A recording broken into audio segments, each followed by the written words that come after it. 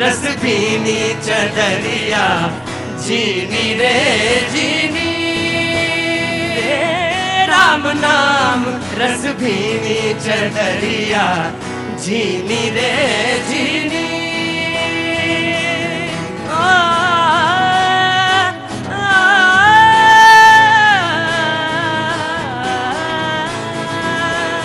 जब मोरी चादर बन घर आए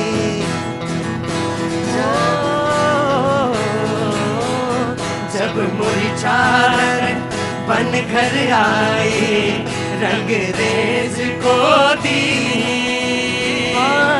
जब मोरी चादर बन घर आए रंग रेज को दी हो ऐसा रंग रंगा रंग देने ऐसा रंग रंगा रंग देने प्रभु के रंग रंग दीनी चदरिया जीनी रे जीनी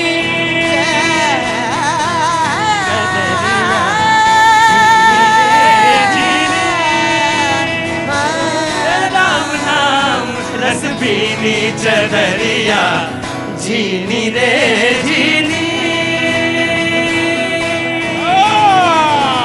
भारत माता की भारत माता की। बहुत बहुत शुक्रिया, थैंक यू सो मच। सच तो ये है चदरिया झीनी रे झीनी। बहुत बहुत शुक्रिया, thank you so much AV brothers, Akshay, Vikas, Karan, Rahul, बहुत बहुत शुक्रिया, थैंक यू सो मच आपका यहाँ पर एंटरटेन करना और अपने जो संगीत है उससे कहीं ना कहीं कोई ना कोई संदेश देके यहाँ पर लोगों को प्रस्तुत करना। बहुत बहुत शुक्रिया, थैंक यू सो मच। बातचीत के सिलसिले को आज शुरू करने के लिए एक बार फिर से मैं आपके बीच में हाजिर हूँ। 35 वर्षों से बिहार में दर दर भटकते हुए मोदी सरकार नई दिल्ली से गुहार लगाने आया हूँ, कृपया कर हमें बचा लो, न्याय दो। क्या नाम है साहब आपका? ताराचंद शाह। ताराचंद शाह। तारा चंद शाह। ताराचंद शाह। कहाँ से आए हैं बिहार में? पश्चिम चंपारण के। पश्चिमी चंपारण से हैं। बहुत सारे वो लोग जो आज नए शरीक हो रहे शो में, उन सब का बहुत बहुत शुक्रिया, थैंक यू सो मच। जी कहाँ से आना हुआ आपका? मैं पहाड़गंज से आया। पहाड़गंज से, तो बहुत पास में ही है, यहीं से दिखता है, देखो तो दिखाई पड़ता है, बिल्कुल पास में ही दिखाई देता है।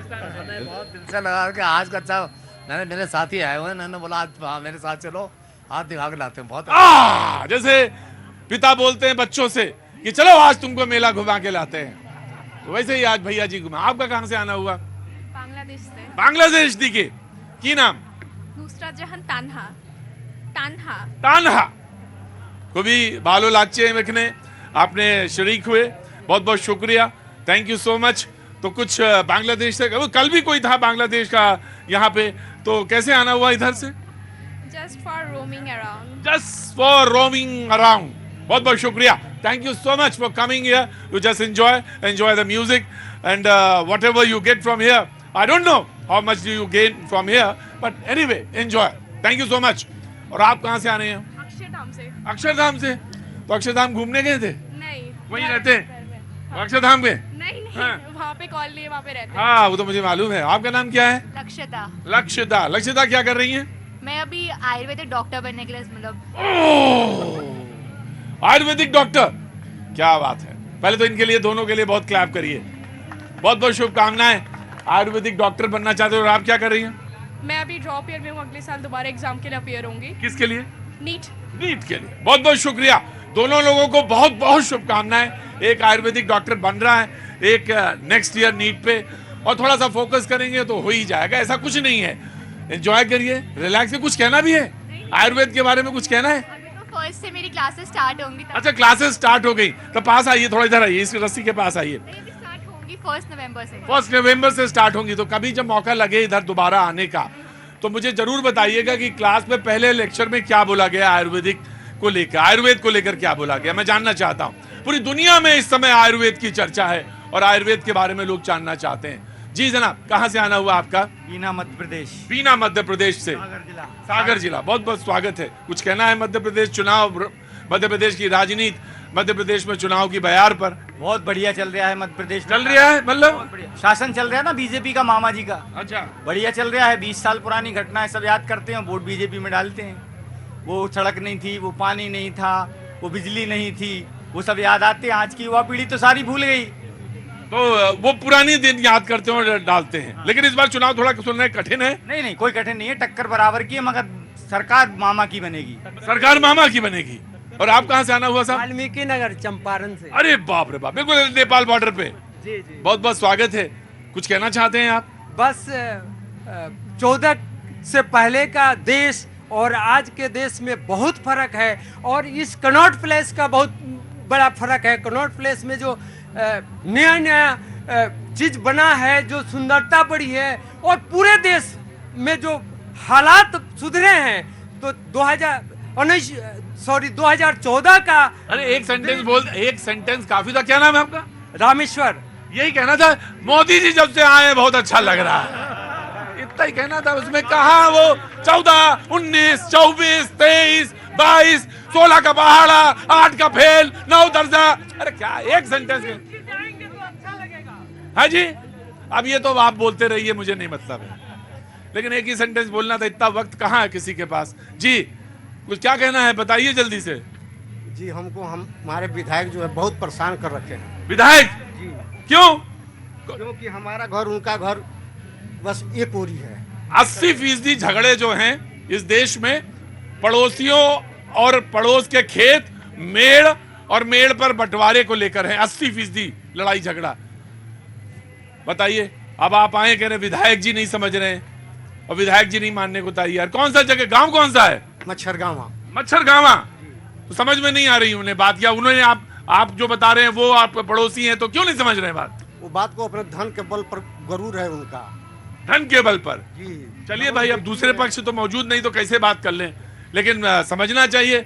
और मैं तो ये कहता हूं कि आप विधायक हैं तो आपकी जिम्मेदारी ज्यादा बनती है, और अपने पड़ोसी की समस्या जरूर सुननी चाहिए और उसे हल करना चाहिए, बहुत जरूरी है। जी जी जनाब। आपका प्रोग्राम बहुत दिनों से देखता था, तो मैं रोहिणी में रहता हूँ, स्पेशली आपका प्रोग्राम देखने के लिए आया हूँ। अच्छा, देखने के लिए। क्या नाम है साहब आपका? मेरा नाम कैलाश चंद्र गुप्ता। कैलाश चंद्र गुप्ता जी रिटायर्ड बैंकर हूँ। रिटायर्ड बैंकर हैं। बहुत बहुत स्वागत है सर, और आपको भी जो पर्व आ रहे हैं उसकी बहुत बहुत शुभकामनाएं गुप्ता जी। आपका प्रोग्राम मुझे टीवी में सबसे अच्छा लगता है। अब पता नहीं क्यों अच्छा लगता है, ये तो मुझे नहीं मालूम क्यों अच्छा लगता है, लेकिन कोई कारण जरूर होगा कि आपको प्रोग्राम अच्छा लगता है। नमस्ते। बहुत कुछ सोच रहे हैं क्या?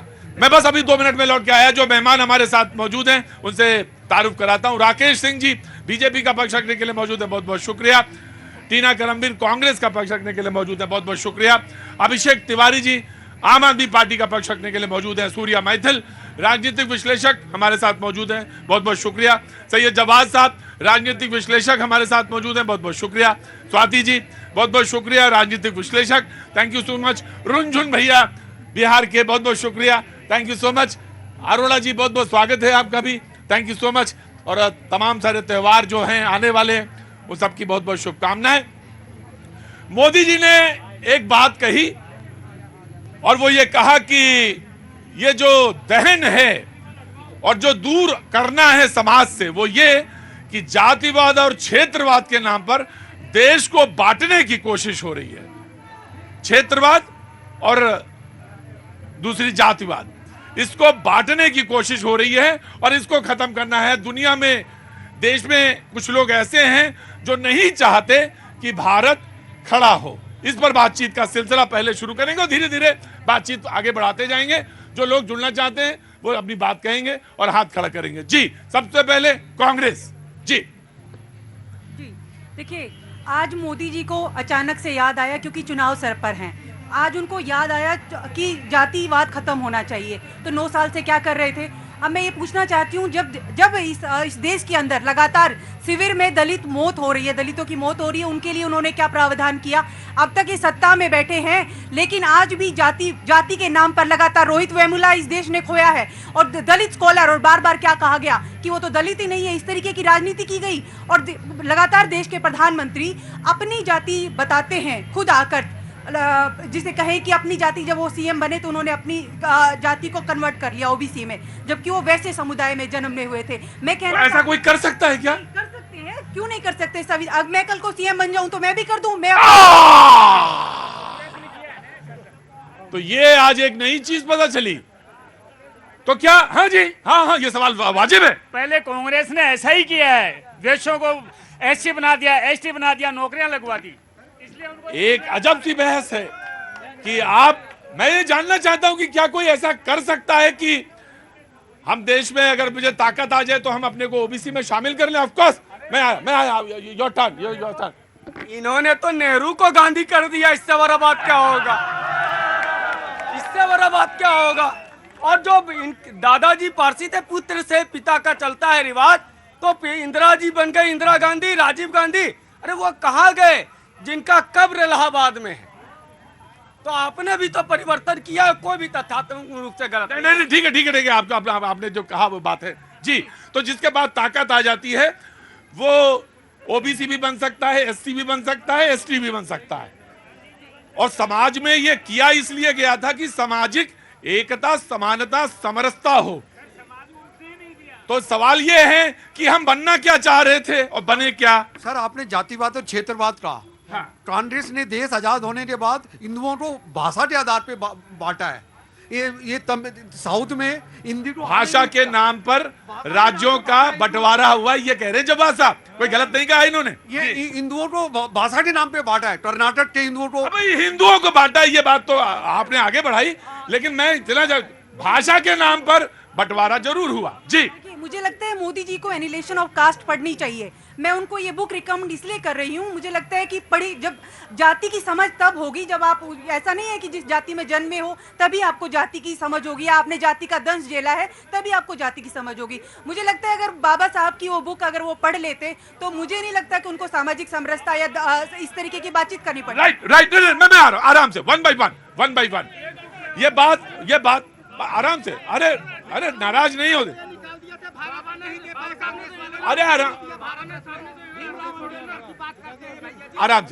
मैं समझ गया मैंने। अरे मुझे, अरे ठीक है, मैं वन बाई वन एक करके बोलेंगे। बात सवाल ये है कि आपने कहा कि अगर आप मुख्यमंत्री बन जाएं, प्रधानमंत्री बन जाएं, तो आप ओबीसी भी हो सकते हैं, आप एससी भी बन सकते हैं, एसटी भी बन सकते हैं। और ये बड़ी अजीब सी बात है, लेकिन कही गई आज मंच से जी। धन्यवाद प्रतीक जी, और पूरे देश को भारत माता की जय, वंदे मातरम। और ये बहन ने ना बहुत अच्छा मुद्दा उठाया कि दलितों का सीवर वाला मुद्दा जो होता है। तो मैं एक बात बता देता हूं, 2022-23 के बजट में भारत सरकार नरेंद्र मोदी जी ने National Action for Mechanised Sanitary Ecosystem योजना में 100 करोड़ का फंड आवंटित किया है। वो क्या कारण है कि भैया सीवर जो है वो सफाई होनी चाहिए, मानव रहित। और दूसरी चीज, ये किस बात की बात कर रहे हैं? एक बात जरूर कहा करिए, मैं इस बात का हमेशा हिमायती हूं, जब बात कहा करिए पूरी कंप्लीट कहा करिए। लेकिन सुप्रीम कोर्ट ने भी कुछ दिन पहले कहा है कि अगर कोई हादसा होता है तो इतना का मुआवजा आपको देना पड़ेगा। सुप्रीम कोर्ट को इंटरवेंट करना पड़ा जी। शुरुआत की नरेंद्र मोदी जी ने, शुरुआत की नरेंद्र मोदी जी। इस देश के अंदर क्षेत्रवाद को खत्म करने की बात करते हैं, जातिवाद को खत्म करने की बात करते हैं। आज दलितों की बात कर रहे हैं। पंच जो तीर्थ स्थल हैं अंबेडकर साहब के, वो किसने बनवाए? नरेंद्र मोदी जी ने बनवाए। ये नरेंद्र मोदी जी की कल्पना थी क्या? 60 साल तक कांग्रेस पैर में अपनी मेहंदी लगाकर छुन छुन करती हुई इंतजार कर रही थी। नहीं, रुकिए भाई, पूरी बात करेंगे। आप अभी इन्होंने डाटा दिया, मैं पूछती हूँ कितनी फेलोशिप आपने बंद कर दी है सीएसटी की? आपको पता भी है? आप पढ़ते नहीं है, इसलिए आपको नहीं पता। लगातार रिजर्वेशन पर प्रहार किया गया, और रिजर्वेशन को मैं कहती हूँ, ये भी ये पूछ रहे, रिजर्वेशन का मतलब, एक मिनट, पूरी बात होने दीजिए, डिस्टर्ब नहीं करेंगे आप। रिजर्वेशन का मतलब होता है प्रतिनिधित्व, और तमाम उन लोगों को प्रतिनिधित्व मिलना चाहिए, इसीलिए ओबीसी आरक्षण से भी बच रहे हैं। ये बात तो सच है, ये बात तो 100% सच है कि इस देश में जाति एक सच्चाई है, इससे तो कोई इंकार नहीं कर सकता। और जो प्रताड़ना और जो दुख, हाँ जी, आरक्षण छोड़ देने की तो बात हो ही नहीं रही, अभी तो आरक्षण है। आरक्षण तो संविधान की गारंटी है सर। सुनिए साहब, वो तो संविधान ने दिया हुआ है। एक मिनट जी, मैं आ रहा हूं। लेकिन जाति एक सच्चाई है, इससे कोई इंकार नहीं कर सकता। और क्या है कि हम धर्म बदल लेते हैं लेकिन फिर भी जाति नहीं छूटती हमसे। कैसी कैसी कैसी चीज चिपकी हुई चस्पा है। देखिए भाई, अगर आपको डिबेट में शरीक होना है तब तो मैं बात करूं, अन्यथा तो मैं माइक बदलता रहूंगा, फिर मुझे टाइम खत्म करके चल दूंगा। मैंने कहा इस देश में सच्चाई है, जाति से कोई इंकार नहीं कर सकता। गुप्ता जी आप बोलिएगा, लेकिन जरूरी बात करनी है। लेकिन आपकी उम्र है 60-65 साल, 67 साल, और अगर आपके पीछे जो खड़ी है वो लड़की, उसकी उम्र है 18-19 साल, वो सीख रही है आपसे। अगर सब्र नहीं है गुप्ता जी सब्र रखिए। सब्र नहीं होता तो गुप्ता जी मेरी डिबेट आपके लिए नहीं है। यह सच है इस देश में कि जाति एक सच्चाई है। धर्म बदल गए लेकिन जाति नहीं हट पाई, वो हटी नहीं, वो चपसमा रही, वैसे ही रही। हाँ जी, क्यों नहीं हटेगी? क्योंकि जब तक देश में अमीर और गरीब का जनगणना नहीं होगी तब तक ये देश तरक्की नहीं कर सकता। जाति के नाम पे इतने दिन से जनगणना हुई, देश की तरक्की हो गई? नहीं हुई। ऐसी देश पीछे चला जाएगा। और कहते हैं मोदी सरकार ने क्या किया?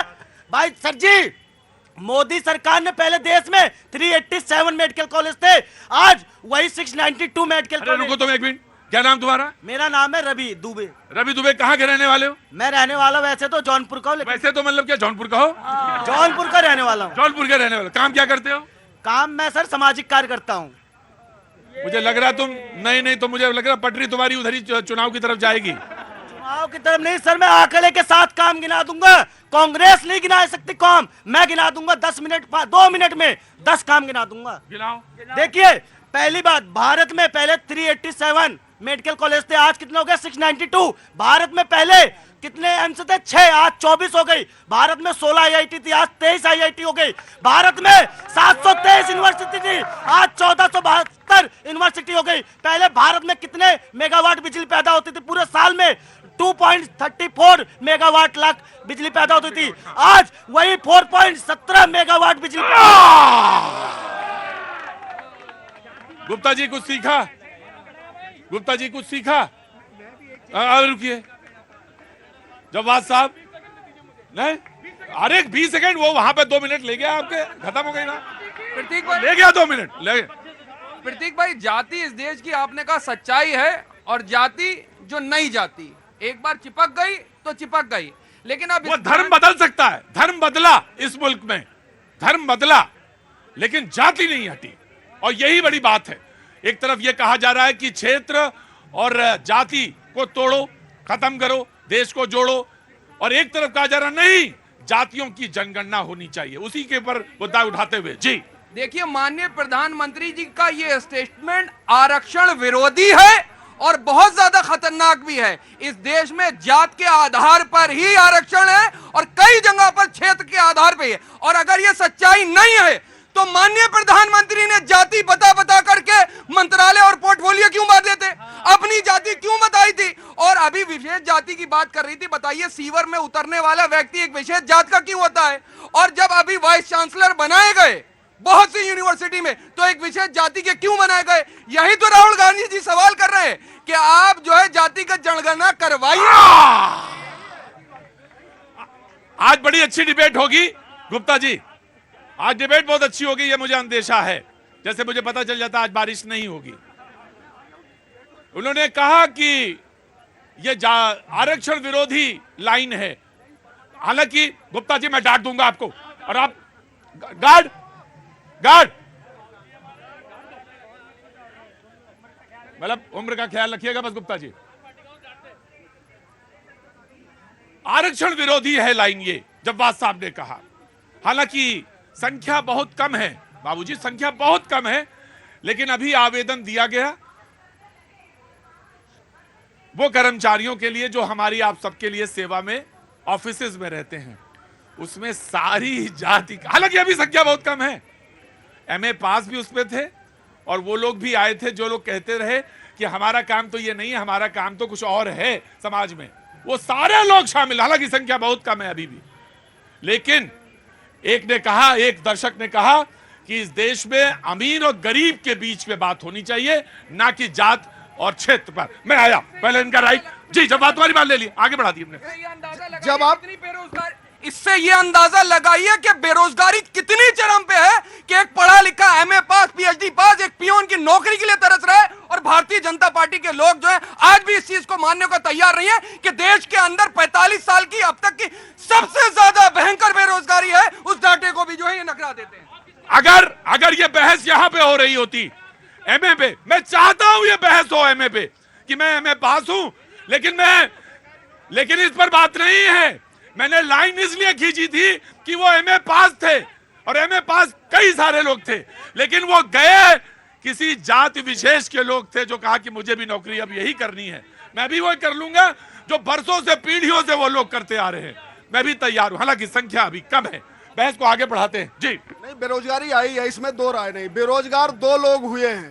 पहला राहुल गांधी बेरोजगार हैं 14 के बाद से, और अखिलेश यादव बेरोजगार हैं 22 के बाद। और रही बात जातीय जनगणना की, तो आपको याद होगा कि जातीय जनगणना नहीं, नीतीश कुमार और भाजपा की सरकार थी जिसका श्रेय नीतीश कुमार और तेजस्वी ले रहे हैं। सारे समीकरण पर, जातीय सामाजिक आर्थिक सारे समीकरण पर 27 बिंदुओं पर वो आंकड़ा आया, वो सर्वे था। और उस आंकड़े के बाद एक आंकड़ा कि इतने ये जाति, बाकी 26 आंकड़ों को अपनी जेब में डाल लिया कांग्रेस और तेजस्वी और नीतीश ने। क्यों नहीं? सामाजिक रूप से कौन अगड़े हैं, सामाजिक रूप से कौन पिछड़े हैं? अरे समग्रता में देखिए, देश भारत जो है एक संस्कृति है, एक संस्कार है, एक स्वभाव है, जमीन का टुकड़ा नहीं है। इसीलिए मैं कहता हूं यहाँ का कंकर कंकर शंकर है, बूंद बूंद गंगा जल है। आप टुकड़े टुकड़े में भारत को देखती हैं, हम समग्रता में देखते हैं। इसीलिए आप कन्हैया कुमार को अपना गले का छोटा सा रिप्लाई देना चाहेंगे उसके बाद। देखिए, इतना ज्ञान ये बखार रहे हैं, इतना ही प्रधानमंत्री भी बखारते हैं। हम उम्मीद क्या करते हैं प्रधानमंत्री से? हम उम्मीद करते हैं उनसे, और मैं खुद भी कहती हूँ विपक्ष के होने के नाते भी हम देश के प्रधानमंत्री से उम्मीद करते हैं कि दशहरे के दिन उनको ये कहना चाहिए था कि 34 तो उनकी सरकार का आंकड़ा है कि इस देश में कम्युनल दंगे हो रहे हैं, कम्युनल लगातार सांप्रदायिक दंगे हो रहे हैं, ये रुकने चाहिए। उनको ये कहना चाहिए था। और मैं तो उनसे उम्र में बहुत छोटी हूँ, फिर भी मैं ये कहती हूँ कि उनको इतनी समझ होनी चाहिए कि इस देश में लगातार जब से सत्ता में आए हैं, हमारे हरियाणा जैसे प्रदेश के अंदर भी नूह जैसी हिंसा देखने को मिली, वो किसके शासन काल में हुआ? अरे मैं कह रहा हूं तो 65-70 साल किसका शासन था? आपका शासन था ना। अगर 45 करोड़ लोग बैंक के खाते नहीं थे, वो किसने नहीं किया? आप चाहती थी कि बैंक के खाते ना हो। आपके प्रधानमंत्री राजीव गांधी कहते थे कि हम यहां से 1 रुपया भेजते हैं तो 15 पैसा पहुंचता है, बाकी कांग्रेसियों के जेब में चला जाता है। इसलिए आपने शौचालय क्यों नहीं बनवाया गरीबों का? आपने मंडल कमीशन की रिपोर्ट आ गई थी, आप दबा के बैठे रही कि ओबीसी और बैकवर्डों को आरक्षण न मिला। आज बताती हैं 3 सेक्रेटरी हैं। किसका शासन था? 65-70 साल आपने शासन किया है। हाँ जी, कहाँ से आए? आरक्षण की बात कर रहे हैं। कहाँ से आना हुआ? बिहार का रहने वाला हूँ। अरे बाप रे बाप, वही से लौ जली है।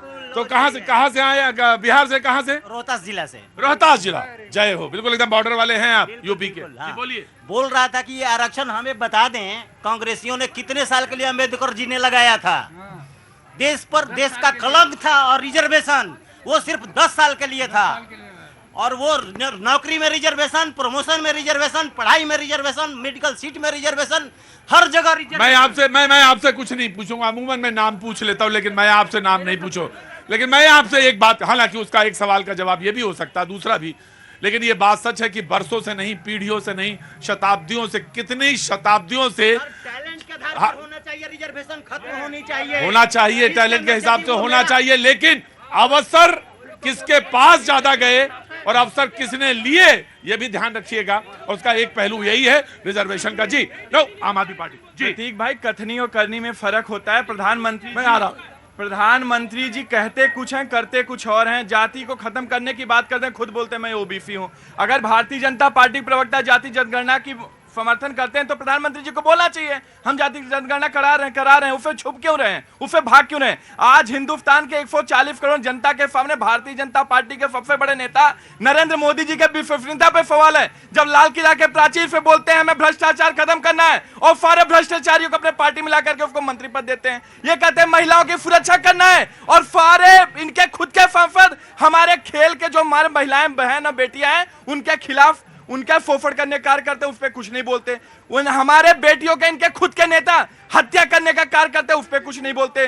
जब ये कहते हैं कि हिंदुस्तान के अंदर ये सब खत्म होना चाहिए तो खुद को और अपने जितने भी नेता इनके मंत्री उस पर जात पे आधार पर क्यों बांटते हैं, ये सवाल। जी मैं आया बिल्कुल आया जी, वेरी क्विक। सर आप बात कर रहे थे एमए की, अरे आपने 370 लगाकर कश्मीर में दलित पीएचडी कर लेता था, लेकिन कहते थे तुमको चपरासी भी नहीं बनने देंगे, तुमको सिर्फ नाली साफ करना है। ये 370 आपने लगा के दलितों का आरक्षण का अधिकार छीना था। और आप कहते हैं कथनी और करनी, अरे 2 कमरे का मकान से शीश महल में रहने लगे, कथनी और करनी की बात करते हो।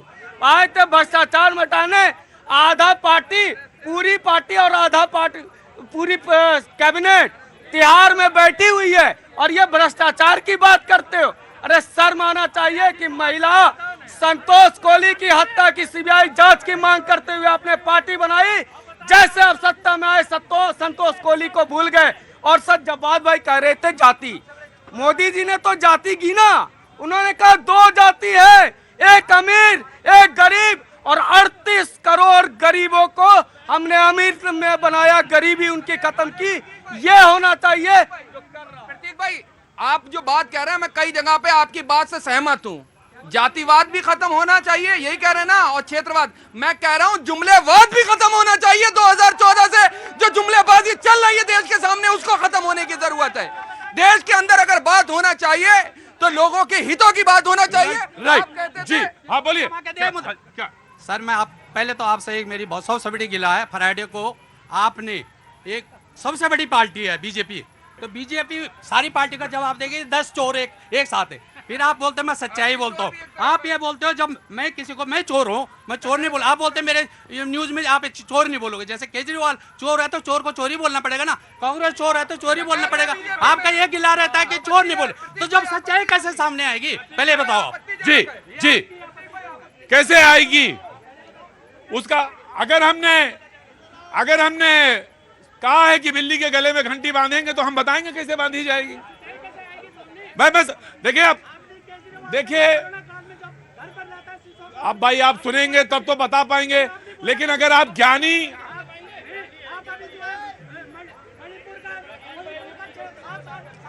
मेरी बहुत बड़ी गलती है जो मैंने आपसे पूछ लिया, और मेरी सबसे बड़ी गलती यह है कि आप सुनना नहीं चाहते।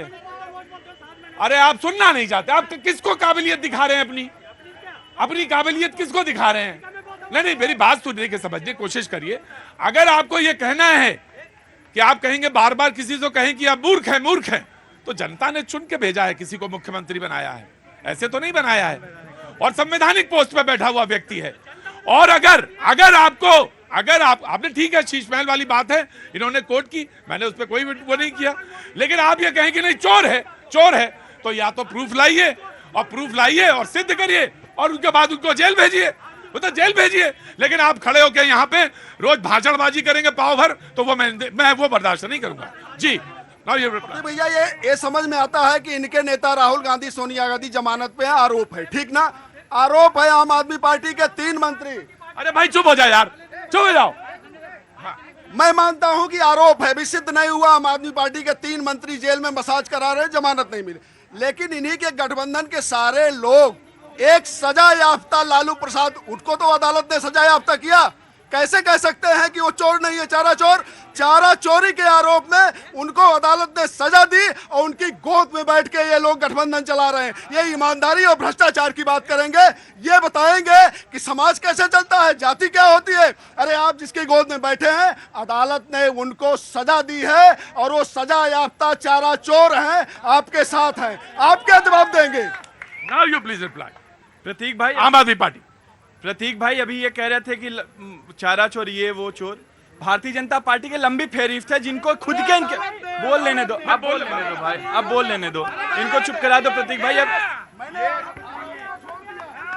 ये प्रायोजित लोग आकर के यहाँ पे जिस अनर्गल बात करते हैं, पूरी तरीके से ये गलत है प्रतीक भाई, इसका खंडन होना चाहिए। मैं बिल्कुल आपको सीधे आपको सार को कह रहे थोथा दे उड़ाए। हाँ बिल्कुल, तो आप सार पे आइए ना। मैं बिल्कुल प्रतीक भाई, जिस भ्रष्टाचार की बात प्रधानमंत्री जी करते हैं, वही फारे के फारे भ्रष्टाचारी भारतीय जनता पार्टी में आ जाते हैं, बोलते हैं दूध के खुले हो जाते हैं, चाहे वो हेमंत बिश्व शर्मा हो, चाहे वो रेड्डी ब्रदर्स हो, चाहे नारायण राणे हो, चाहे शुभेंदु अधिकारी हो, बहुत लंबी फेरिस्त है। अगर भ्रष्टाचार अरविंद केजरीवाल और उनके साथी के बस एक समस्या है कि भारतीय जनता पार्टी समझौता नहीं किए। अगर आप मनीष सिसोदिया अरविंद केजरीवाल का साथ छोड़ करके मोदी जी से दोस्ती कर लेते आज दिल्ली के मुख्यमंत्री।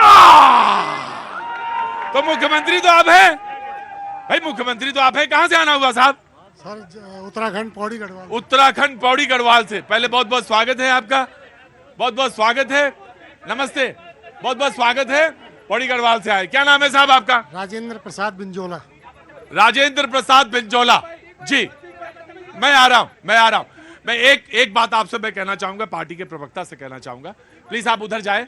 और हर तरह के लोग होते हैं समाज में, हर तरह के लोग समाज में होते हैं। और ये मैं मानता हूं कि कुछ लोग अपनी बुद्धिमत्ता सिद्ध करने के लिए कहीं तक जा सकते हैं, अपनी बुद्धिमत्ता सिद्ध करने के लिए वो कहीं किसी स्तर पर भी जा सकते हैं। इसलिए आप बैठिए, मेरी जिम्मेदारी है, वो लोग बैठ जाएंगे। जी जनाब बिजोला साहब। अरे उत्तराखंड से कुछ हवा लाए ठंडी, कहाँ थैली है? अच्छा जी हाँ बोलो। मेरा एक चीज है सर, हाँ। जो आरक्षण पे अभी बात चल रही थी पहले, हाँ। आरक्षण मिलना चाहिए जो गरीब है, लेकिन एक बार मिलना चाहिए। जब उसकी आर्थिक स्थिति ऊपर उठ गई, उसके बच्चे को नहीं मिलना चाहिए। वो सारा जिंदगी 4 पीढ़ी तक आरक्षण ही ले रहे हैं। डीएम का लड़का आरक्षण में क्रीमी लेयर वाली बात जो है ओबीसी में तो है, लेकिन वो ये बात कहते हैं कि आरक्षण में ये बात होनी चाहिए कि एक बार अगर जीवन स्तर उठ जाए। कहां से आए हो? बिहारी रुको, बिहारी कहिए जनाब, कहां से आना हुआ? बनारस से जी। अब आ रहा हूं, एक बार पूछ लिया, गुप्ता जी से भी एक बार पूछ लिया, आपसे भी पूछ लिया जी। कुछ कहना है आपको? हमें ये कहना है, हमारे जो भाई हैं और जो लोग इस टीवी में इस समय इस चैनल को देख रहे हैं, मेरा 2 शब्द कहना है कि माननीय प्रधानमंत्री जी स्वयं नहीं चुने गए हैं, इस देश की जनता ने उनको चुना है। पहले इस चीज का स्वागत करना चाहिए। दूसरी बात है, इस देश के लिए दोबारा प्रधानमंत्री अगर कोई चुना गया है तो माननीय प्रधानमंत्री जी चुने, मोदी जी चुने गए हैं, स्वयं में नहीं चुने गए हैं। इस देश की जनता बार बार चुन रही है। तीसरी चीज है, जहां तक जातिवाद को बांटने की बात है, कोई भी व्यक्ति हो, राजनेता कोई भी हो, मैं सबसे ये कहूंगा, इस देश को सबने कहा कि मिलजुल के रहो। अगर प्रधानमंत्री जी जातिवाद पर अगर जाति गणना नहीं कर रहे हैं तो इसका भी इस देश की जनता को स्वागत करना चाहिए। हम हिंदुस्तानी हैं, हम भारतवासी हैं, हमें एक रहना है, इसका नारा हमें देना है। तीसरी चीज है, अरे एक साथ रुको, हमें ब्रेक लेना दो। हमने सोचा था 1-2 बातें होंगी, और तीसरी बात, चौथी बात, अब ब्रेक कौन लेगा? राजेश जी लेंगे ब्रेक। वक्त छोड़े से ब्रेक के बाद फिर आता हूं। झीनी रे झीनी रे राम नाम रस झीनी। अखिलेश कहें राहुल से, बचना होगा फाउल से, ना चलेगा ये गठबंधन, तुम जीत लो फूल कमल से। ये बंधन तो स्वार्थ का बंधन है। जो घाव देश के सी आया, जो देश की खातिर जी आया, जो 370 धो आया, सरहद पर शक्ति वो आया। गठबंधन वाला घबराया पर जनता ने ये फरमाया, मेरा नेता मोदी, मेरा नेता मोदी है।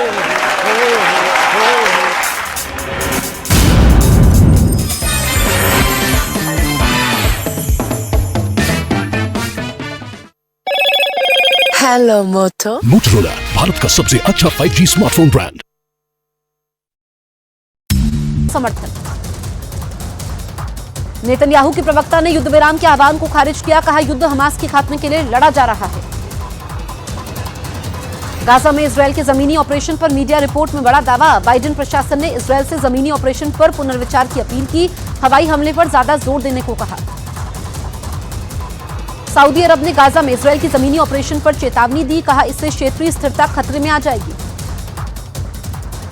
हमास से जारी जंग के बीच अमेरिकी कंपनी का दावा, युद्ध की वजह से इजरायल की अर्थव्यवस्था 11% गिरने की आशंका। मिस्र के अस्पताल पर हुए हमले पर इजरायल का बड़ा दावा, हूती आतंकी संगठन पर यमन से मिसाइल अटैक का आरोप लगाया। अमेरिका पर भड़का आतंकी संगठन हमास, कहा अमेरिका से इतनी प्रतिक्रिया की उम्मीद नहीं थी। इसके साथ ही अमेरिका पर युद्ध में शामिल होने का आरोप लगाया। इसराइल के हमले के बाद गाजा में हालात बिगड़े, अस्पतालों में क्षमता से ज्यादा लोग भर्ती, वहीं लोगों के बीच खाने पीने की भारी कमी। तुर्की ने इसराइल से गाजा पर हमला रोकने की अपील की। तुर्की के विदेश मंत्री ने इसराइल में हिंसा भड़कने की आशंका जाहिर की। इसराइल की सेना ने हमास के खिलाफ सभी मोर्चों पर जबरदस्त तैयारियों का दावा किया। कहा, गाजा शहर पर हमास के खात्मे तक हमला जारी रखेंगे। इसराइल हमास जंग का अंतर्राष्ट्रीय बाजार में कच्चे तेल की कीमत पर असर, कच्चे तेल की कीमत 3% बढ़ी। आईडीएफ के हमले में गाजा के कई इलाकों में जोरदार धमाका। इसराइल सीमा के पास गाजा में ताबड़तोड़ रॉकेट से हमले का वीडियो सामने आया। समंदर के रास्ते से हमास के ठिकानों पर इसराइल की सेना ने हमले किए। दक्षिणी गाजा में हमले का आईडीएफ ने वीडियो जारी किया। इसराइल के पीएम बेन्यामिन नेतन्याहू के घर के बाहर प्रदर्शन पर रोक। 7 अक्टूबर को इसराइल पर हुए हमले के विरोध में प्रदर्शन करने वाले थे लोग। इसराइल की वायुसेना ने हमास के एयर फॉर्मेशन के प्रमुख इज़म अबू रफा को मार गिराया। इसके पास हमास के ड्रोन, पैराग्लाइडर से लेकर संगठन की वायु रक्षा के प्रबंधन की जिम्मेदारी थी। इसराइल की सेना का गाजा में पत्रकारों को सुरक्षा की गारंटी देने से इनकार। इसराइल की सेना अपने जंगी हेलीकॉप्टरों और टैंकों के अलावा खतरनाक D9 बुलडोजर का भी इस्तेमाल कर रही है। इसराइल ने अपने इस घातक बुलडोजर का वीडियो जारी किया। फिलिस्तीन ने इसराइल पर मस्जिदों को जानबूझकर निशाना बनाने का आरोप लगाया। हालांकि इसराइल ने उन मस्जिदों में हमास के कमांड सेंटर होने का दावा किया। इसराइल हमास जंग के बीच मिस्र के एक अस्पताल पर गिरी मिसाइल, हादसे में 6 लोग घायल हुए। मिस्र ने हमले की जांच शुरू की। इसराइल ने उत्तर कोरिया और ईरान पर हमास को हथियार देने का आरोप लगाया। कहा, हमास ने हमले में उत्तर कोरिया और ईरान के हथियारों का इस्तेमाल किया। इसराइल से जारी युद्ध के बीच रूस का समर्थन पाने के लिए हमास के चरमपंथियों का एक दल मॉस्को पहुंचा। रूस पहले ही युद्ध के लिए अमेरिका को जिम्मेदार मान चुका है। रूस गए हमास के नेताओं ने बंधकों की रिहाई पर बड़ा दावा किया। कहा, इसराइल के लोगों को हमास के अलग अलग गुटों ने बंधक बनाया है, जिनका पता लगाने में समय लगेगा। गाजा में इसराइल की सेना के हमले जारी। इसराइल ने हमास इंटेलिजेंस के डिप्टी हेड को मार गिराने का दावा किया। डिप्टी हेड पर इसराइल पर हमले करने वाले मुख्य कमांडर यहिया सिनवार के साथ मिलकर काम करने का आरोप। इजरायली सेना ने हमास के 3 सीनियर कमांडर को मार गिराने का दावा किया। इजरायली सेना के मुताबिक 7 अक्टूबर को इसराइल पर हमले में शामिल थे तीनों। इसराइल से जारी युद्ध में गाजा में अब तक 29,000 से ज्यादा इमारतें तबाह। इसराइल के हमले में सबसे ज्यादा पूर्वी गाजा को नुकसान पहुंचा। इसराइल की सेना ने लेबनान की सीमा के पास युद्ध अभ्यास किया। सैन्य अभ्यास में कई टैंक समेत इसराइल के सुपर कमांडो शामिल थे। हमास से जारी युद्ध के बीच इसराइल के रक्षा मंत्री ने बड़ा बयान दिया। कहा, बंधकों की रिहाई तक जंग चलती रहेगी। गाजा में हमास के ठिकानों पर इसराइल का हवाई हमला जारी। इस बीच इसराइल की सेना MPR 500 बम का इस्तेमाल कर रही है, जो जमीन के अंदर मौजूद बंकरों को नष्ट करने में सक्षम है। इसराइल और हमास युद्ध को लेकर हमास नेता का बड़ा बयान सामने आया है। हमास नेता के मुताबिक इसराइल से जारी ये जंग इतिहास का चेहरा बदल देगी। इसराइल के हमले में गाजा में 7,000 से ज्यादा लोगों की मौत हुई, जिसमें 3,000 बच्चों के होने का दावा। गाजा में मौत का आंकड़ा 2014 में हुई हमास और इसराइल की जंग में मारे गए लोगों से 3 गुना ज्यादा बताया गया। 2014 में हमास इसराइल जंग में करीब 2,000 लोगों की मौत हुई थी। गाजा के खान यूनिस में अस्पताल के ऊपर उड़ता दिखा इसराइल का फाइटर जेट। फिलिस्तीन ने फाइटर जेट का वीडियो जारी किया। इसराइल की सेना ने फाइटर प्लेन से लेबनान बॉर्डर के करीब हवाई हमला किया, जिसमें उसने हिजबुल्लाह के एक एंटी टैंक मिसाइल लॉन्चर को तबाह कर दिया। गाजा में अस्पताल के बाहर इजरायली हवाई हमले के शिकार लोगों के रिश्तेदार एक दूसरे को सांत्वना देते हुए नजर आए। ईंधन और जरूरी चीजों की आपूर्ति नहीं होने से अस्पताल के हालात बद से बदतर होते जा रहे हैं। इसराइल और हमास में जारी जंग के बीच अमेरिका ने जवाबी कार्रवाई करते हुए सीरिया पर हवाई हमले किए। अमेरिका ने ईरान की मिलिट्री बेस को निशाना बनाया।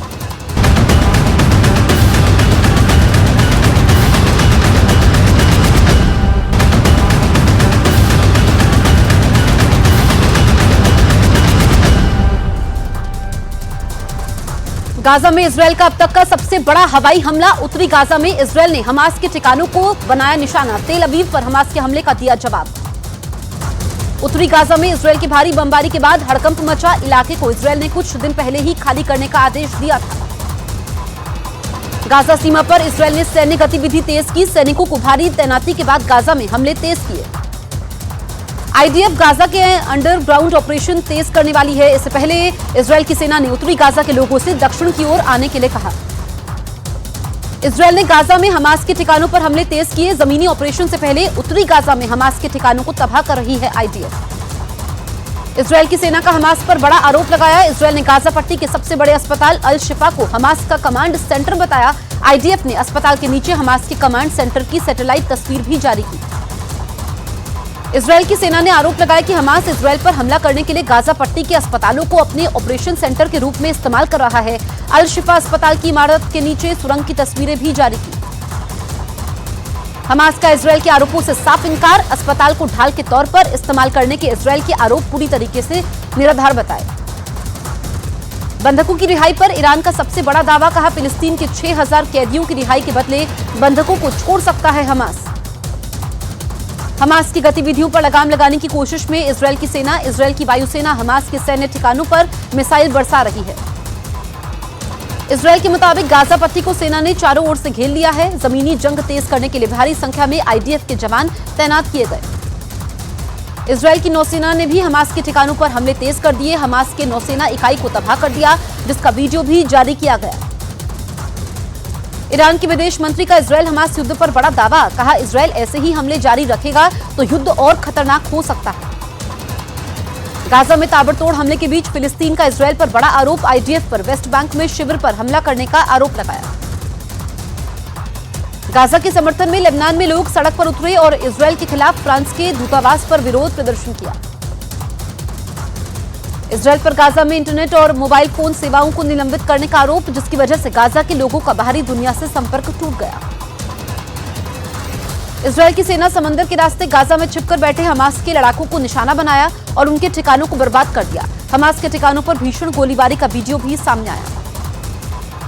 दक्षिणी लेबनान में इजरायल ने हवाई हमले तेज कर दिए। ताबड़तोड़ हमले में हिजबुल्लाह के कई ठिकाने तबाह हुए। इजरायल हमास युद्ध के बीच सीरिया में अमेरिका के सैनिकों पर हमले जारी। खबरों के मुताबिक ईरान समर्थित आतंकी संगठन कर रहे हैं अमेरिकी सैनिकों पर हमले। सीरिया में अमेरिका की सेना पर हमले के लिए इराक में ईरान समर्थक मिलिशिया संगठन पर लगा आरोप, अमेरिका के सैनिकों पर किया था हमला। हमास के साथ बंधकों की रिहाई का प्रस्ताव गिरने के बाद इजरायल ने गाजा में जमीनी ऑपरेशन तेज कर दिए। किसी भी वक्त गाजा में बड़ा हमला कर सकती है इजरायल की सेना। हमास के फंडिंग नेटवर्क को तोड़ने के लिए अमेरिका ने बड़ी कार्रवाई की है। अमेरिका ने हमास से जुड़े 8 और लोगों पर प्रतिबंध लगा दिया है। ये सभी ईरान के संगठन से जुड़े हैं। इजरायल और हमास युद्ध के बीच हमास ने अरब देशों और अंतर्राष्ट्रीय समुदाय से मदद की गुहार लगाई है। हमास ने गाजा में नरसंहार रोकने में मदद की अपील की है। मिस्र पर मिसाइल और ड्रोन से हुए हमले पर इजरायल का बड़ा दावा, कहा यमन के हूती आतंकवादियों पर लगाया हमले का आरोप। हमास के साथ हिजबुल्लाह से इजरायल को बड़ी चुनौती मिल रही है। हमास और हिजबुल्लाह लगातार इजरायल पर हवाई हमले कर रहे हैं। संयुक्त राष्ट्र महासभा ने गाजा में युद्ध विराम से जुड़े प्रस्ताव को मंजूरी दी। प्रस्ताव के पक्ष में 120 वोट और विरोध में 14 वोट पड़े। जॉर्डन समेत अरब देशों ने रखा था युद्ध विराम का प्रस्ताव। 24 घंटों में इजरायल की सेना ने गाजा में हमास के 250 से ज्यादा ठिकानों पर बमबारी की। हमले में हमास की आतंकी सुरंग, बारूद डिपो तबाह होने का दावा। हमास और इजरायल जंग के बीच ईरान ने बड़े स्तर पर ड्रोन ड्रिल की। ड्रिल में 200 से ज्यादा ड्रोन ने अपना दम दिखाया। ईरान की इस तैयारी को इजरायल के लिए बड़ा खतरा माना गया। ड्रोन ड्रिल से ईरान ने इजरायल और अमेरिका। हेलो मोटो।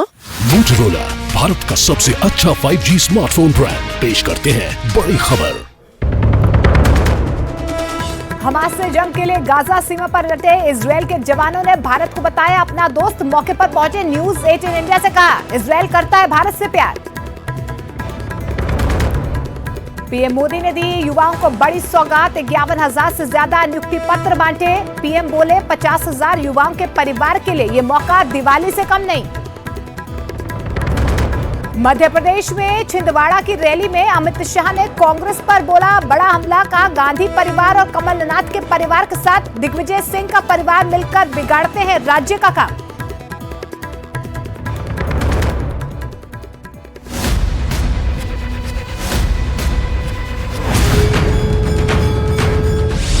कौन है वो जो महादेव के दरबार में अभिषेक करते हैं? कौन है वो जो अदृश्य हो जाते हैं? हाँ, यहाँ एक अदृश्य शक्ति है। कौन है वो जो दिव्य शक्ति कहलाते हैं? ये तो देव शक्तियां हैं। आकाश मार्ग से आना जाना इन लोगों का होता है। टीवी की दुनिया की सबसे अनदेखी अनोखी कहानी। यानी कि कोई आया है, उसने ये घंटी बजाई है। महाभारत की अमर कथा।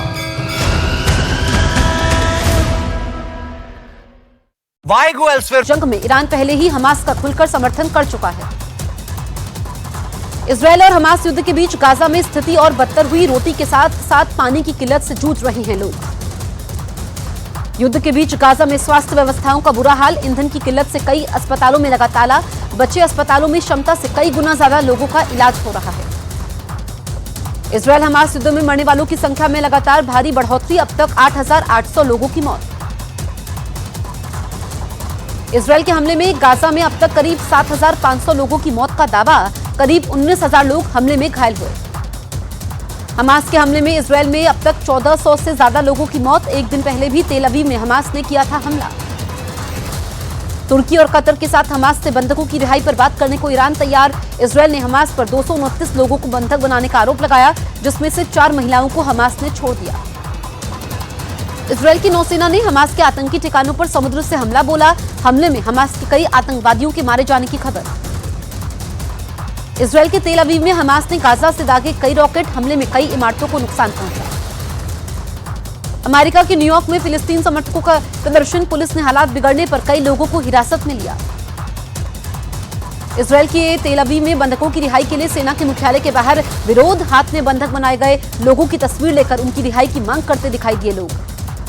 गाजा में हमास के ठिकानों पर इजरायल की सेना के ताबड़तोड़ बम बरसाए। हमले में 16 से ज्यादा लोगों के मारे जाने की खबर। इजरायल और हमास युद्ध के बीच गाजा से लोगों का पलायन। वेस्ट बैंक में शरण ले रहे हैं लोग। इजरायल और अमेरिका के रक्षा मंत्री ने फोन पर बातचीत की। दोनों के बीच गाजा में जारी जमीनी ऑपरेशन पर चर्चा हुई। गाजा में युद्ध विराम का इजरायल ने विरोध किया। इजरायल के राजदूत ने कहा, हमास के खात्मे तक युद्ध जारी रहेगा। अमेरिका के राष्ट्रपति जो बाइडेन ने 7 अक्टूबर को इजरायल पर हमास के हमले की निंदा की। कहा, हमास ने बेकसूर यहूदियों की निर्मम हत्या की। इजरायल का गाजा में हमास के खिलाफ जमीनी ऑपरेशन तेज। 1000 और इजरायली सैनिक गाजा में घुसे। हमास और इजरायल के बीच युद्ध पर अमेरिका का बड़ा दावा। कहा, हमास के खिलाफ जमीनी ऑपरेशन में और तेजी लाएगा इजरायल। इजरायल के विदेश मंत्री ने गाजा के समर्थन में संयुक्त राष्ट्र के प्रस्ताव की निंदा की। प्रस्ताव को इजरायल के खिलाफ बताया। इजरायल की सेना के गाजा में हमास के ठिकानों को बनाया निशाना। हमले में हमास के कई ठिकाने ध्वस्त। बंधकों की लोकेशन पता लगाने के लिए इजरायल की सुरक्षा एजेंसियां जासूसी सॉफ्टवेयर का इस्तेमाल कर सकती है। पेगासस जैसे सॉफ्टवेयर बनाने वाली कई कंपनियां इजरायल के रक्षा मंत्रालय के संपर्क में। गाजा में हमास द्वारा बंधक बनाए गए लोगों की तलाश तेज। इजरायल की सुरक्षा एजेंसियां बंधकों की लोकेशन पता लगाने में जुटी। हमास के लड़ाकों के फोन टैप करने की कोशिश जारी। गाजा में हमास के लड़ाके सुरंगों में छिपे। इजरायल की सेना सुरंगों को ध्वस्त करने के लिए स्पंज बम बरसा रही है। हमास के लड़ाकों के लिए इजरायल का खतरनाक स्पंज बम काल बना। इजरायल का स्पंज बम से सुरंगों को ध्वस्त करने का दावा। हमास ने सुरंगों से हमले का वीडियो जारी करके इजरायल को चेतावनी दी। वीडियो में इजरायल की सेना के टैंकों पर हमला करते दिखाई दे रहे हैं हमास के लड़ाके। इजरायल की सेना ने गाजा में हमास की सुरंगों को निशाना बनाया। कई सुरंग पर बम बरसाए। हमले में हमास को बड़ा नुकसान होने का दावा। विश्व स्वास्थ्य संगठन ने गाजा में युद्ध विराम की अपील की। WHO गाजा में अपने कर्मचारियों से संपर्क नहीं कर पा रहा है। हमास ने फिर एक बार इजरायल पर दागे कई रॉकेट। इजरायल की सीमा पर तैनात आयरन डोम ने सभी रॉकेट को मार गिराया। इजरायल की सेना ने हमास पर बड़े हमले का वीडियो जारी किया। हमले में हमास के कई लड़ाकों के ढेर होने का दावा। ब्राजील के राष्ट्रपति का इजरायल के पीएम पर बड़ा आरोप। कहा, गाजा को मिटाना चाहते हैं नेतन्याहू। संयुक्त राष्ट्र ने इजरायल और हमास के बीच युद्ध विराम की अपील की। साथ ही गाजा में नागरिकों को मानवीय मदद और सुरक्षा देने की मांग की। लेबनान में हिजबुल्लाह और हमास के समर्थन में प्रदर्शन किया गया। इजरायल के विरोध में नारेबाजी। वेस्ट बैंक में इजरायल के खिलाफ सड़कों पर उतरे लोग। गाजा में इजरायल के जमीनी ऑपरेशन का विरोध किया। इजरायल और हमास युद्ध से गाजा में स्वास्थ्य व्यवस्था हुई खराब। अस्पतालों में भर्ती मरीजों को नहीं मिल पा रहा है इलाज। इटली के रोम में गाजा पर हमले का विरोध। प्रदर्शनकारियों ने इजरायल से हमले रोकने की अपील की। इजरायल के दक्षिणी इलाके में समय समय पर सायरन की आवाज। हालात बिगड़ने पर लोगों से शेल्टर होम में जाने की अपील। गाजा में जमीनी ऑपरेशन पर जॉर्डन भड़का। जॉर्डन के विदेश मंत्री ने इसे बहुत बड़ी मानवीय तबाही को आमंत्रित करने वाला बताया। व्हाइट हाउस ने गाजा में मानवीय सहायता जारी रखने की अपील की। अमेरिका का मानवीय सहायता और ईंधन वितरण के लिए युद्ध कुछ समय रोकने पर समर्थन। नेतन्याहू के प्रवक्ता ने युद्ध विराम के आह्वान को खारिज किया। कहा, युद्ध हमास के खात्मे के लिए लड़ा जा रहा है। गाजा में इजरायल के जमीनी ऑपरेशन पर मीडिया रिपोर्ट में बड़ा दावा। बाइडेन प्रशासन ने इजरायल से जमीनी ऑपरेशन पर पुनर्विचार की अपील की। हवाई हमले पर ज्यादा जोर देने को कहा। सऊदी अरब ने गाजा में इजरायल की जमीनी ऑपरेशन पर चेतावनी दी। कहा, इससे क्षेत्रीय स्थिरता खतरे में आ जाएगी। हमास से जारी जंग के बीच अमेरिकी कंपनी का दावा, युद्ध की वजह से इजरायल की अर्थव्यवस्था 11% गिरने की आशंका। मिस्र के अस्पताल पर हुए हमले पर इजरायल का बड़ा दावा। हूती आतंकी संगठन पर यमन से मिसाइल अटैक का आरोप लगाया। अमेरिका पर भड़का आतंकी संगठन हमास। कहा, अमेरिका से इतनी प्रतिक्रिया की उम्मीद नहीं थी। इसके साथ ही अमेरिका पर युद्ध में शामिल होने का आरोप लगाया। इजरायल के हमले के बाद गाजा में हालात बिगड़े। अस्पतालों में क्षमता से ज्यादा लोग भर्ती, वहीं लोगों के बीच खाने पीने की भारी कमी। तुर्की ने इजरायल से गाजा पर हमला रोकने की अपील की। तुर्की के विदेश मंत्री ने इजरायल में हिंसा भड़कने की आशंका जाहिर की। इजरायल की सेना ने हमास के खिलाफ सभी मोर्चों पर जबरदस्त तैयारियों का दावा किया। कहा, गाजा शहर पर हमास के खात्मे तक हमला जारी रखेंगे। इजरायल हमास जंग का अंतर्राष्ट्रीय बाजार में कच्चे तेल की कीमत पर असर। कच्चे तेल की कीमत 3% बढ़ी। आईडीएफ के हमले में गाजा के कई इलाकों में जोरदार धमाका। इजरायल सीमा के पास गाजा में ताबड़तोड़ रॉकेट से हमले का वीडियो सामने आया। समंदर के रास्ते से हमास के ठिकानों पर इजरायल की सेना ने हमले किए। दक्षिणी गाजा में हमले का आईडीएफ ने वीडियो जारी किया। इजरायल के पीएम बेन्यामिन नेतन्याहू के घर के बाहर प्रदर्शन पर रोक। 7 अक्टूबर को इजरायल पर हुए हमले के विरोध में प्रदर्शन करने वाले थे लोग। इजरायल की वायुसेना ने हमास के एयर फॉर्मेशन के प्रमुख इज़म अबू रफा को मार गिराया। इसके पास हमास के ड्रोन, पैराग्लाइडर से लेकर संगठन की वायु रक्षा के प्रबंधन की जिम्मेदारी थी। इजरायल की सेना का गाजा में पत्रकारों को सुरक्षा की गारंटी देने से इनकार। इजरायल की सेना अपने जंगी हेलीकॉप्टरों और टैंकों के अलावा खतरनाक D9 बुलडोजर का भी इस्तेमाल कर रही है। इजरायल ने अपने इस घातक बुलडोजर का वीडियो जारी किया। फिलिस्तीन ने इजरायल पर मस्जिदों को जानबूझकर निशाना बनाने का आरोप लगाया। हालांकि इजरायल ने उन मस्जिदों में हमास के कमांड सेंटर होने का दावा किया। इजरायल हमास जंग के बीच मिस्र के एक अस्पताल पर गिरी मिसाइल। हादसे में 6 लोग घायल हुए। मिस्र ने हमले की जांच शुरू की। इजरायल ने उत्तर कोरिया और ईरान पर हमास को हथियार देने का आरोप लगाया। कहा, हमास ने हमले में उत्तर कोरिया और ईरान के हथियारों का इस्तेमाल किया। इजरायल से जारी युद्ध के बीच रूस का समर्थन पाने के लिए हमास के चरमपंथियों का एक दल मॉस्को पहुंचा। रूस पहले ही युद्ध के लिए अमेरिका को जिम्मेदार मान चुका है। रूस गए हमास के नेताओं ने बंधकों की रिहाई पर बड़ा दावा किया। कहा, इजरायल के लोगों को हमास के अलग अलग गुटों ने बंधक बनाया है, जिनका पता लगाने में समय लगेगा। गाजा में इजरायल की सेना के हमले जारी। इजरायल ने हमास इंटेलिजेंस के डिप्टी हेड को मार गिराने का दावा किया। डिप्टी हेड पर इजरायल पर हमले करने वाले मुख्य कमांडर यहिया सिनवार के साथ मिलकर काम करने का आरोप। इजरायली सेना ने हमास के 3 सीनियर कमांडर को मार गिराने का दावा किया। इजरायली सेना के मुताबिक 7 अक्टूबर को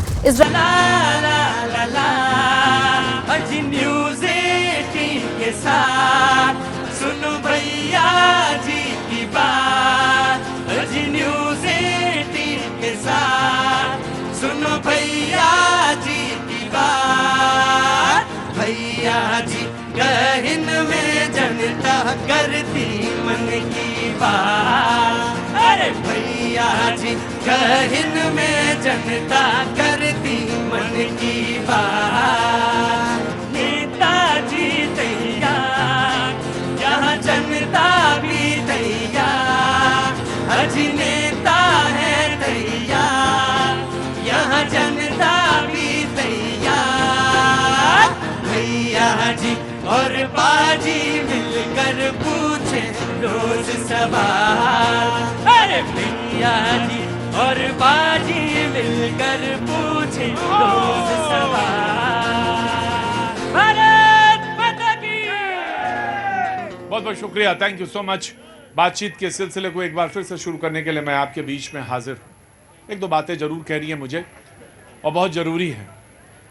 शो जहां पे खड़ा है, जिस मुकाम पर है, जहां से लोग आते हैं, देखने आते हैं, अपनी बात कहने आते हैं, सुनाने के लिए आते हैं, प्रतीक्षारत रहते हैं, और कोई चाहे कि इसमें अनर्गल बात बोलेगा आके और अनर्गल बात बोलने लगे, अच्छा नहीं लगता।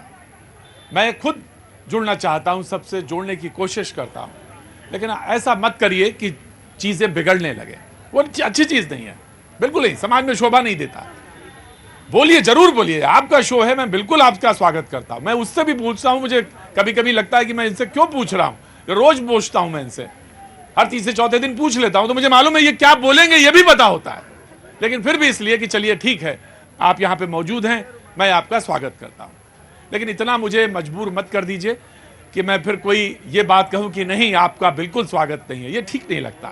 ये पब्लिक का शो है तो पब्लिक के सारे लोग स्वागत हैं, तो ऐसा मत करिए। बहुत बहुत एक बार फिर बातचीत की प्रक्रिया को शुरू करेंगे। वो तमाम सारे लोग जो यहाँ पे मौजूद हैं, मैं उनसे सिलसिला जोड़ूंगा। दिल से खुश आदमी हूं मैं, बिल्कुल नाराज नहीं होता, लेकिन मुझे इस बात का दुख होता है कि जब आप बीच में गड़बड़ करें। जी, कहां से आना हुआ साहब? नरेला दिल्ली। नरेला दिल्ली से। क्या नाम है साहब? नरेश कुमार दैया। नरेश कुमार दैया जी। तो आज इधर कैसे आना हुआ?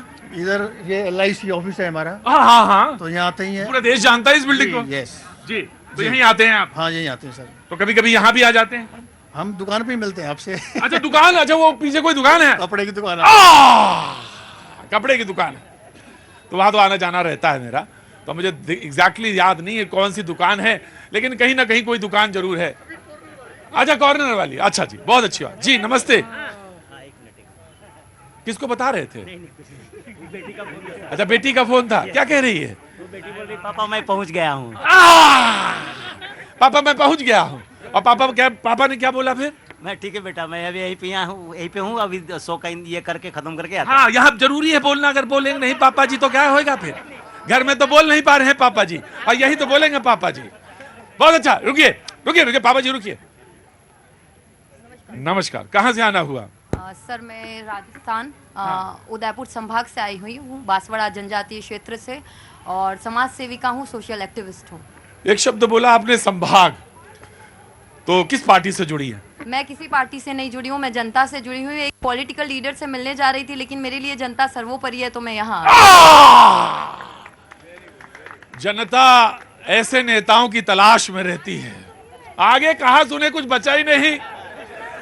इस बार टिकट मिला ना मिला हो, लेकिन मैं एक इधर अंदर आइए, आप अंदर आइए, आप अंदर की, मैं आपको अंदर ही आना चाहिए, वो बाहर बेकार खड़ी थी, अंदर पास आइए।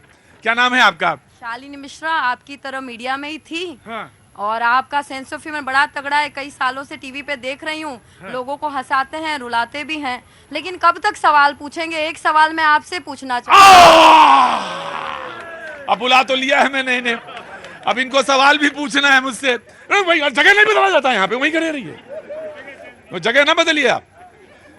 ये इनके बारे में एक भविष्यवाणी जरूर करना चाहता हूँ। क्या नाम बताया आपने? शालिनी मिश्रा। शालिनी मिश्रा। सेटल्ड हैं आप वहीं राजस्थान में? जी। इस बार तो नहीं मिला, अगली बार 1001% तय है। अब ये मुझे नहीं मालूम कौन सी पार्टी है, पार्टी में से मुझे हल्का हल्का लग रहा है अंदाजा। हाँ? संभाग बड़ा डिफिकल्ट है वहां पे लेकिन घुसना, लेकिन आपका तो अंदाजा मुझे तो लग गया है कि कौन सी पार्टी है। सवाल मुझसे पूछना चाहती हैं? ना हो तो बाद में पूछ लीजिएगा, जनता के सामने पूछेंगे, जनता के सामने। अरे कभी कभी कुछ सवाल ऐसे होते हैं जो बाद में। ये जज है, ये इन्हीं का सवाल है, इन्हीं की तरफ से मैं पूछना चाहती हूँ। अच्छा, पत्रकारिता क्यों छोड़ दी फिर आपने? देखिए, सवाल पूछती रहती थी, पूछ के थक गई। मैंने कहा सॉल्यूशन तो हो ही नहीं रहा। मैंने अपना श्री रामराज जनसेवा संस्थान खोला, जनता के लिए काम किया, वकील बनी। मैंने कहा अब तो मैं लड़ूंगी महिलाओं के लिए, क्योंकि हमारे भीलवाड़ा में 10 दरिंदों ने बच्चियों को जला दिया। इसकी सरकार उसकी सरकार तो रह गई, सदा कहाँ दिला पाई। यही दिल्ली, आपको याद होगा निर्भया केस में हम सभी ने कैंडल मार्च किया था, और सीमा कुशवाहा ने रातों रात कोर्ट खुलवाई और उस दरिंदों को सजा दिलाई। आज MP में हम सभी सहिष्णुता भूल के, लोग कहते हैं दिल्ली में लड़कियां सेफ नहीं है, मुझे तो आप भाइयों के बीच में बड़ा सेफ लगा, क्योंकि मैं यहाँ खड़ी हूँ, किसी ने गलत टच नहीं किया, करते तो मैं थप्पड़ मार देती। लेकिन अभी MP में वो जो बच्ची गई यूपी की, ना यूपी सरकार को खबर है ना MP सरकार को। चुनाव MP में भी और राजस्थान में भी है। सुनिए, मैंने एक सवाल सीधा पूछा था, सुनिए मेरी बात सुनिए।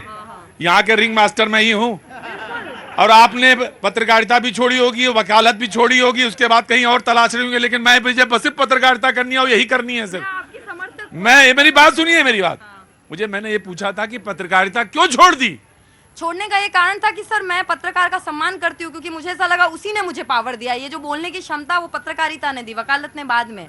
लेकिन मैंने सोचा कि यार मैं पत्रकारिता में कुछ चैनलों में, जैसे आज निर्भीक आप बोलते हैं, कुछ चैनल्स तो ऐसे हो गए जो निर्भीकता को भूल गए हैं। 19(1) बताता है कि आपको स्वतंत्रता है, बोलने की आज़ादी है पत्रकारिता में, चौथे स्तंभ में, लेकिन 19(2) कब बताता है कि आपको कुछ लिमिटेड बोलना चाहिए। जो बच्चियां बलात्कार से मर रही है उनको बार बार पीड़िताओं को दिखाया जाता है कि इनके घर पे ये हुआ। आप तो निर्लज कर रहे हैं हमारी बेटियों को। बहुत अच्छी बात है, बहुत सार गर्भित बात है, और ये बात ऐसी है जिसको कि बार बार डिस्कस। अरे मैंने जाने को नहीं कहा था आपसे। अरे नहीं, मीटिंग है, चुनाव में आना है। चुनाव में आना है तो जाइए, कोई नहीं रोकेगा। और इस बार नहीं, अगली बार जरूर मुलाकात होगी आपसे, और राजस्थान में होगी जरूर। कहाँ मिलेंगे आप? सभी राजस्थान। कहाँ मिलेंगी? उदयपुर संभाग। उदयपुर संभाग में मिलेंगी। जाइए, मीटिंग करिए, जरूर जरूर। पहले पत्रकारिता, फिर उसके बाद वकालत, और अब राजनीति में तलाश।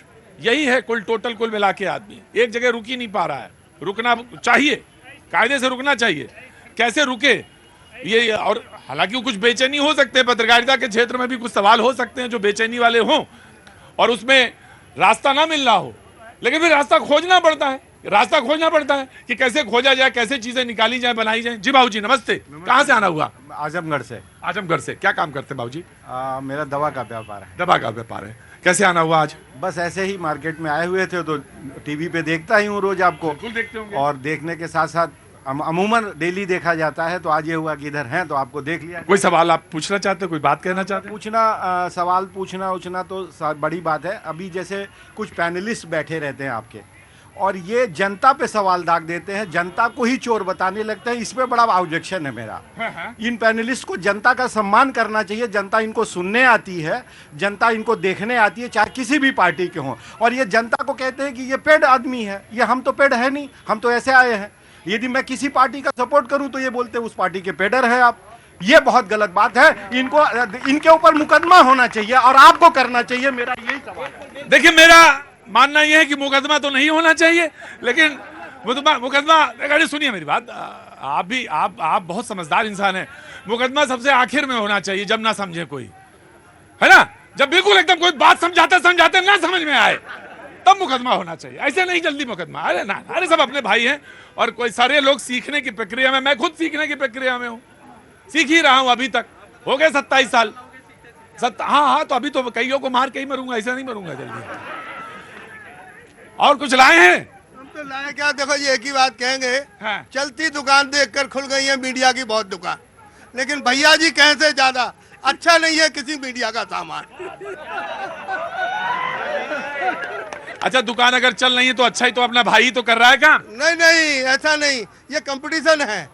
कंपटीशन में आवाज हो रही है ज्यादा, काम कुछ नहीं हो रही। तो मैंने क्या बोला अभी तक? एक सेंटेंस नहीं बोला अभी तो, कोई काम का नहीं। आज इतना थैला भर लेके सामान आए थे, ये सोचा था सब उलट देंगे, जाके उल्टी कर देंगे पूरी। एक को सवाल नहीं पूछा मैंने इनसे, पूछना ही नहीं था। पूछ रहा आपसे था मैं। कहाँ से आना हुआ? मैं पटना से हूँ। पटना से। नमस्कार साहब। मैं एसपी हक नाम मेरा है।